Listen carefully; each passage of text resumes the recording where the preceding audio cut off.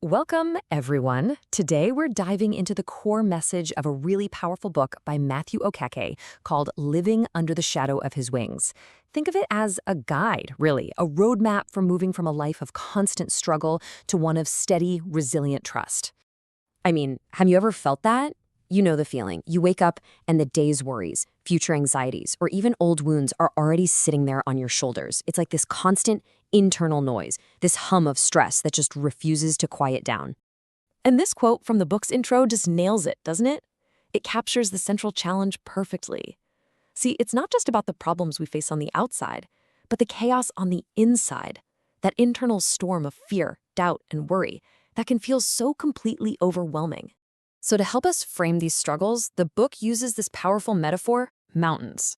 These are the obstacles that suddenly just rise up in our lives and seem utterly immovable, blocking our entire path forward. And the book defines a mountain in a very specific way. It's not just, a big problem. It's an obstacle that feels entirely beyond our own power to solve. It's the kind of thing that leaves you feeling small, powerless, and completely stuck at its base. And these mountains, well, they take a few different forms. The book breaks them down into three categories we can all relate to. You've got the sudden shocks that just knock you off your feet. Then there are those slow-building pressures that just mount over time until they feel crushing. And, of course, the quiet, internal battles that no one else can even see. So what do? Well, here's a key point from the book.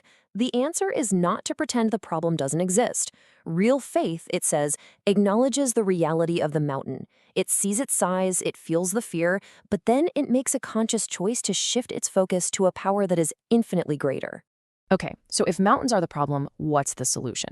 This brings us to the absolute heart of the book, this idea of finding what it calls the secret place. This is presented as the ultimate refuge from the storms of life.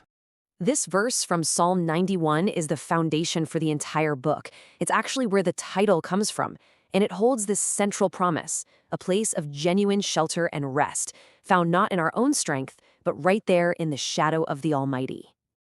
Now, it's so important that we understand what this secret place really is.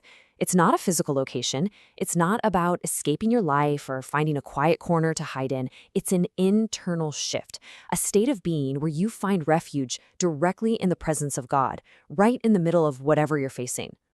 The book makes a really powerful distinction here. Are we just visiting God? Treating prayer like an emergency room we only run to when we're hurt? Or are we dwelling with Him, making that connection the constant environment where our heart and mind actually live? The goal is to move from being an occasional visitor to a permanent resident. So how do we make that journey? How do we go from being a visitor to a resident? Well, the next part of our explainer covers the book's practical path for moving from that place of struggle to one of deep trust and what the author calls favor. And it's an active process. It starts with honestly acknowledging the problem, not ignoring it. But then it moves through these intentional steps. You turn to God in prayer, you choose to trust in His character, you allow Him to renew your strength, and ultimately, you learn to walk in His favor. To make this all feel real, the book shares this story of a businessman whose world completely falls apart. He's not just facing financial ruin, he's been betrayed by his closest friend. He's at the absolute end of his rope, and the stress is destroying his health. And here is the turning point. Now, while his circumstances did eventually get better through persistent prayer, the book emphasizes that the true miracle wasn't the business recovering. It was the internal shift, that profound realization that even in his darkest, most isolated moment, God was right there, carrying him. That's the real transformation. And this concept of favor is so key.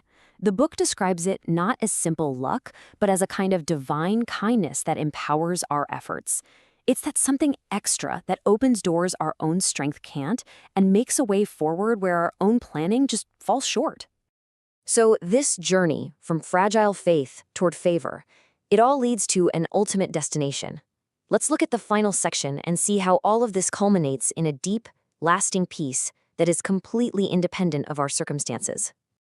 This verse from Isaiah just beautifully captures the outcome, a deep and abiding peace. But notice the condition. It's for those whose minds are steadfast. What that means is they are firmly fixed on trusting God, regardless of the chaos happening around them. And this is such a radical redefinition of peace. The book isn't promising a life free from trouble, not at all.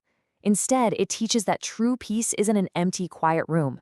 It's the unshakable knowledge that God is with you in the middle of the storm. Check out this powerful illustration. There's a woman at a bus stop. She's running late for the most important job interview of her life. A situation that would send most of us into a full-on panic, right? But she's calm. Her reason? The things I cannot control belong to God. She's done her part, and she's consciously handed over the outcome. Now that is steadfast peace in action. This single idea brings our entire explainer full circle.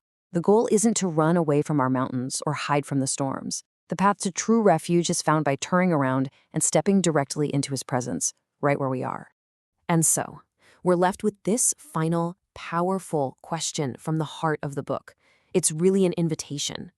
When the storms of life hit, and they will, where will you choose to find your shelter?